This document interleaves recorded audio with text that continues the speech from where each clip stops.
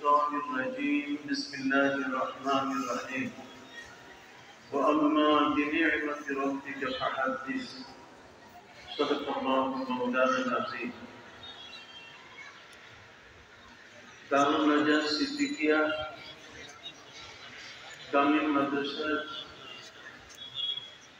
অধ্যয়নরত কামিল ছাত্রদের আজকের তাফসীর বুখারী এবং তাফসীর তিরমিজি অনুষ্ঠানে শ্রদ্ধাভাজন সভাপতি অত্র মাদ্রাসার কর্ণধার এই বাংলাদেশের অহংকার পৃথিবীর গর্ব অধ্যক্ষ হযরত মাওলানা আল্লামা আবু বকর সিদ্দিক রাদিয়াল্লাহু আলী, আজকের প্রধান অতিথি বাংলাদেশের একমাত্র ইসলামী আরবি ইউনিভার্সিটি এর সম্মানিত ভাইস চ্যান্সেলর, অত্যন্ত যোগ্য এবং দক্ষ আমাদের শ্রদ্ধাভাজন ডক্টর মোহাম্মদ আব্দুর রশিদ, আজকে তাফসীর বুখারী খতমে তিরমিজি অনুষ্ঠানে আগত বাংলাদেশে বিশেষ করে ঢাকার বিভিন্ন কামেল এবং ফাজিল এবং অন্যান্য মাদ্রাসা থেকে আগত সম্মানিত অধ্যক্ষবৃন্দ, উপাধ্যক্ষবৃন্দ, ওলামায়ে কেরাম, অত্র দারুন নাজাত সিদ্দিকিয়া কামিল মাদ্রাসার সম্মানিত উপাধ্যক্ষদ্বয়, মুফতি, ফকিহ এবং এর সাথে সংশ্লিষ্ট আশপাশের সকল প্রতিষ্ঠানের দায়িত্বশীল হযরত ওলামায়ে কেরাম, আসাতিজায়ে কেরাম, শিক্ষক মণ্ডলী, আমার অত্যন্ত প্রাণপ্রিয় আদরের শিক্ষার্থী বন্ধুরা,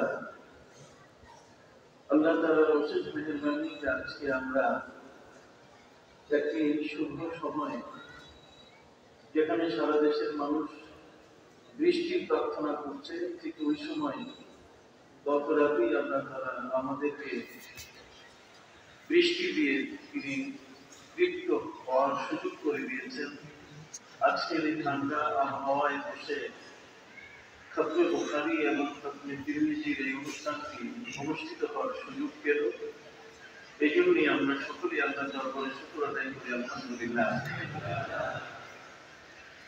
আজকের এই সুন্দর পরিবেশ আমি মনে করি এটি পৃথিবীর সর্বশ্রেষ্ঠ দুজন মুহাদ্দিস, যারা একে অপরের সমকালীন, একসময় যারা ইলমে হাদিসের চর্চা করেছেন, ইলমে হাদিস নিয়ে যারা এই পৃথিবীর মানুষগুলোকে উপকৃত করার জন্য লিল্লাহ তাদের শ্রম, মেধা, তাদের প্রচেষ্টা দিয়ে হাদিস গ্রন্থ রচনা করেছেন। সেই হাদিস গ্রন্থের মধ্যে দুটো গ্রন্থ যেটি জামে, তার মধ্যে সহিহ বুখারী এটি যেমন জামে, ঠিক অনুরূপভাবে তিরমিজি শরীফ এটাও জামে। এই দুটো জামে গ্রন্থের আজকে এখানে এর সমাপ্তি অর্থাৎ খতম হচ্ছে। এই খতম অনুষ্ঠানে আমরা আসতে পেরে আল্লাহর দরবারে শুকর আদায় করি, আলহামদুলিল্লাহ। আমি মনে করি এই দুজন মহান মুহাদ্দিস এবং বুজুর্গ, তাদের মধ্যে একজন আমিরুল মুমিনিন ফিল হাদিস, পৃথিবীর সর্বোচ্চ খেতাব। মুহাদ্দিসদের এর চেয়ে বড় উপাধি আর জগতে নাই। সেই উপাধিতে ভূষিত হযরত আবু আব্দুল্লাহ মুহাম্মদ ইবনে ইসমাইল ইবনে ইব্রাহিম ইবনে মুগীরা ইবনে বাতিসবা আল-জওফি আল-ইয়ামানি আল-বুখারী রাহমাতুল্লাহি আলাইহি, ঠিক অনুরূপভাবে আবু ঈসা মুহাম্মদ ইবনে মুসা আত-তাবাজ্জাল আল-বাগদাদী রাহমাতুল্লাহি আলাইহি, তারা এক এলাকার মানুষ ছিলেন, কাছাকাছি অঞ্চলের মানুষ ছিলেন এবং একই সময়ে তারা এই জামে হাদিসকে সংকলন করার এবং সংরক্ষণ করার এই মহান দায়িত্ব পালন করেছেন। আমি মনে করি এই দুটো কিতাবের বরকতে আল্লাহ তাআলা আমাদেরকে আজকের এই সুন্দর পরিবেশ তৈরি করে দিয়েছেন। এই জন্য আমরা সকলেই বলি আলহামদুলিল্লাহ।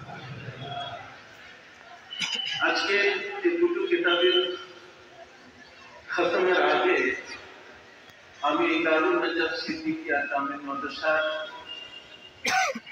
70 জন তলাবা, যারা আগামী দিনের ওলামা, যারা আজকের ওলামা আগামী দিনের ওলামা, সেই তোলাবা এবং ওলামা এবং এখানে যারা উপস্থিত আছেন, আমি তাদের প্রতি কয়েকটি কথা সংক্ষিপ্তভাবে বলতে চাই।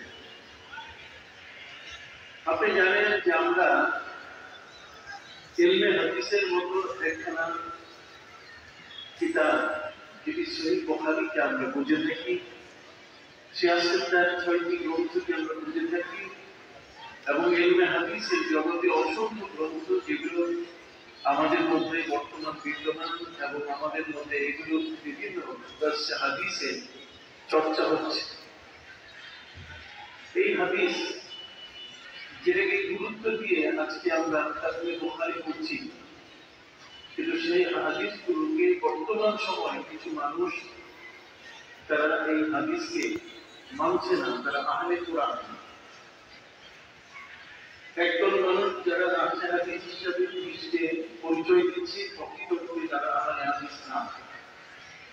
আরেকদল আছে যারা আহলে কোরআন হিসেবে নিজেকে পরিচয় দিচ্ছে, তারা হাদিসকে অস্বীকার করে, তারা মুনকিরিন হাদিস, হাদিসকে অস্বীকার করছে। আপনারা যারা এই দারুল হাদিস সিদ্দিকিয়া কামিল মাদ্রাসায় বুখারী খতম করেছেন, এই খতমে বুখারীর ভিতরে আপনাদের উপকার দেবে। খতমে বুখারী যেটি আপনারা আজকে করছেন, এই খতমে বুখারীর আওয়াজ যদিও আমাদের মধ্যে চালু, কিন্তু ইমাম বুখারী রাহমাতুল্লাহ আলাইহি বুখারী এটা প্রায় নবী করিম সাল্লাল্লাহু আলাইহি ওয়াসাল্লামের ইন্তেকালের 250 বছর পর এটা লিপিবদ্ধ হয়েছে। সে 250 বছর পরে লিপিবদ্ধ হওয়া হাদিসের এই গ্রন্থগুলোকে অনেকে এটাকে ইসলামী শরিয়ার মানদণ্ড হিসাবে, ইসলামী শরিয়ার দলিল হিসাবে